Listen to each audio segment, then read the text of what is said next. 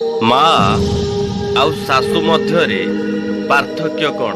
ଆଜିର ଭିଡିଓରେ ମା ଏବଂ ଶାଶୁ ମଧ୍ୟରେ ପାର୍ଥକ୍ୟ କ'ଣ ଜାଣିବା। ଯେତେବେଳେ ଗୋଟେ ବୋହୂ କିଛି ଭୁଲ କରିଦିଏ ସେତେବେଳେ ଶାଶୁ କୁହନ୍ତି, ଆଲୋ ବୋହୂ, ଆମେ କେତେ କଷ୍ଟ ସହି ସଂସାର ଗଢିଛୁ ସେ କଥା ଆମେ ହିଁ ଜାଣିଛୁ। ତ ଶ୍ୱଶୁର ପଦେ ପଦେ କଥାରେ ମତେ ଗାଳି କରନ୍ତି, ଆଉ ମୋ ଶାଶୁ ଯଦି ମୁଁ କିଛି ଭୁଲ କାମ କରିଦିଏ ମତେ ମୋ ପରିବାରକୁ ଲଗେଇ ଗାଳି କରନ୍ତି।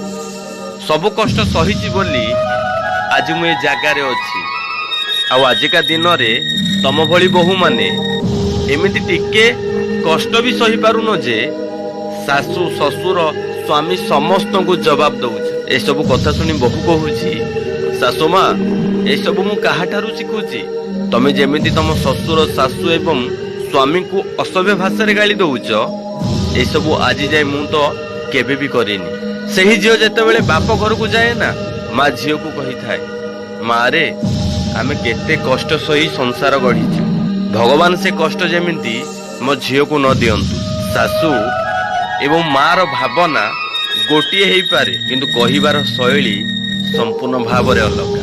ସେଥିପାଇଁ ମା ଜାଗାରେ, ଶାଶୁ ଶାଶୁ ଜାଗାରେ ରହିଥାଏ। ମାଙ୍କ ପାଖରେ ଛନ୍ଦ ନଥିଲେ କିନ୍ତୁ ଶାଶୁଙ୍କ ପାଖରେ କପଟ ଥାଏ। Download ShareChat.